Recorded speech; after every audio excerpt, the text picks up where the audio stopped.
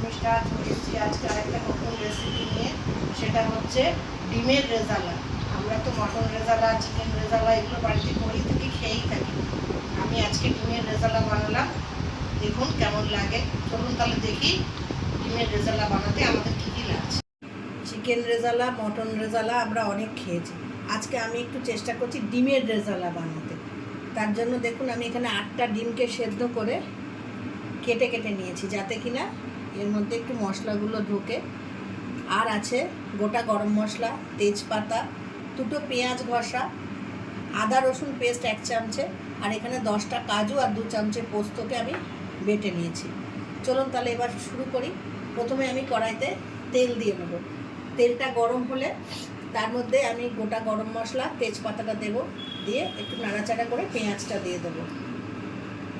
তেল আমি কড়াই আন্দাজ মতন তেল দিয়েছিলাম, বা তেলটা গরম হয়ে গেছে। এখন আমি এখানে 1 চামচে চিনি দিয়ে নেব। একটু চিনি দিলে না কালারটা ভালো আসবে।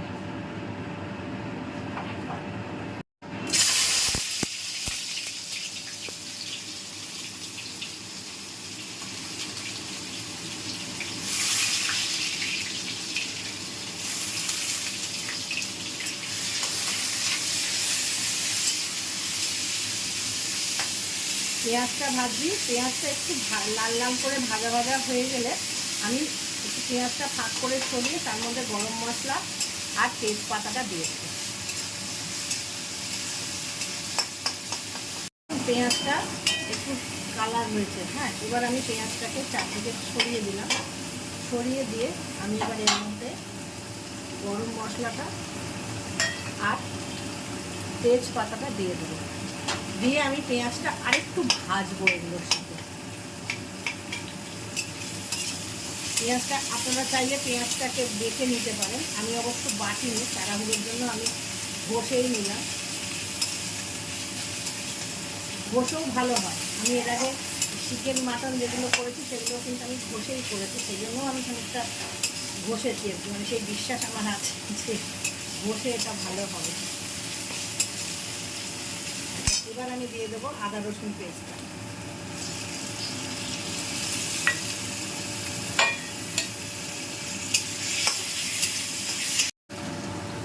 এবার দেখুন আমি এর মধ্যে নুন দিয়ে দিলাম, আন্দাজ মতো নুনটা দিলাম। পেঁয়াজটা কষানো হয়ে গেছে, তারপরেই আমি নুনটা দিলাম। আচ্ছা, এবার নুনটা দিয়ে আবার একটু ভাজা ভাজা করে দেবো।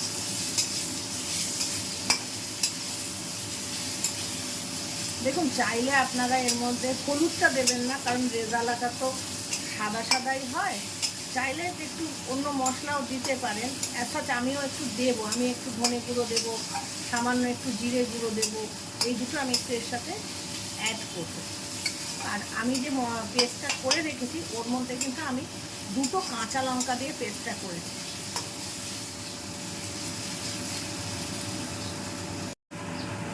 দেখুন আমি এবার এতে 1 চামচে জিরে গুঁড়ো দিলাম,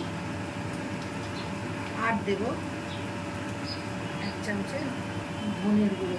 ধনেটা অবশ্য পেটের জন্য, শরীরের জন্য ভালো, আমি সেই জন্য সব রান্নাতেই ধনে গুঁড়োটা না ইউজ করি। দেখুন আমি হয়তো এত গুছিয়ে কথা বলতে পারি না, কিন্তু চেষ্টা করি যে একটু গুছিয়ে ভালো করে বলতে, কিন্তু আমি হয়তো পারি না, কারণ আমি তো খুব একটা হালু চালু নই। আর আমার এই ভিডিও যদি আপনাদের ভালো লাগে তাহলে আপনারা অবশ্যই, আমি বারবারই বলি, আমাকে অবশ্যই একটু লিখে জানাবেন, বা এটাতে লাইক করবেন, এটা শেয়ার করবেন, ঠিক আছে। আমি আসলে সবসময় ভিডিওটা দিতে পারি না, তার কারণ হচ্ছে আমি এর আগের একটা ভিডিওতে আমি বলেছি আমি একটু শারীরিকভাবে অসুস্থ থাকি, মানে আমার কোমরে একটা সমস্যা আছে, আমার বেশিক্ষণ দাঁড়ানো বারণ। এটা মানে ডাক্তারবাবু বলেছেন বেশিক্ষণ দাঁড়াবেন না, আমি সেই জন্য বেশিক্ষণ দাঁড়াতে পারি না। তো তাই জন্য আমার হয়তো রেগুলার বেসিসে বা সপ্তাহে 1টা 2টো ভিডিও দেওয়া হয় না, কিন্তু আমি তবু চেষ্টা করি। এবার আমি এর মধ্যে এই যে কাজু আর পোস্তর যে পেস্টটা কাঁচা লঙ্কা দিয়ে বাটা ছিল সেটা এর মধ্যে দিয়ে দিলাম। একটু ঝাল ঝাল না হলে ভালো লাগবে না, সেই জন্য একটু ঝাল দিলাম। আমি একটু ঝাল দিয়েছি, যদি আপনারা মনে করেন ঝাল দেবেন না তাহলে নাও দিতে পারেন। এবার এটাকে একটু ভালো করে নেড়ে চেড়ে দিলাম। মশলাটা কষা হয়ে গেছে, এবার আমি এতে গরম জল দেবো, ঠান্ডা জল দেবো না। আমি জল গরম করে রেখেছিলাম আগের থেকে, আমি একটু গরম জল দেবো। আমি পারতপক্ষে কোনো রান্নাতেই ঠান্ডা জল দিই না, গরম জলটাই দিই। আচ্ছা, যদি চান আপনারা কিন্তু এতে একটু চিনি মেশাতে পারেন, কারণ রেজালা সাধারণত তো একটু মিষ্টি মিষ্টি হয়। এবার আমি এর মধ্যে ডিমগুলো দিয়ে দেবো।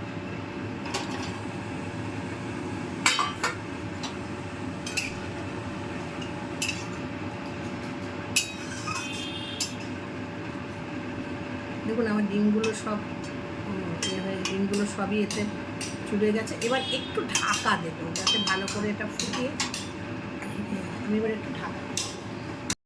দেখুন আমার ডিমের রেজালা তৈরি হয়ে গেছে। এটা আপনারা অবশ্যই বাড়িতে বানিয়ে দেখবেন কেমন লাগে খেতে। আর যদি আমার রান্নাগুলো আপনাদের ভালো লাগে বা পছন্দ হয়, তাহলে অবশ্যই আমার চ্যানেলটা লাইক করবেন, শেয়ার করবেন এবং সাবস্ক্রাইব করবেন। আপনাদের পরিচিতদের মধ্যে একটু শেয়ার করে দেবেন। চলুন তাহলে আজকে এই পর্যন্ত থাক। আমার পরবর্তী ভিডিও নিয়ে আমি আবার ফিরে আসব, আবার আপনাদের সঙ্গে কথা হবে, আবার এই চ্যানেলের মাধ্যম দিয়ে আপনাদের সঙ্গে দেখা হবে।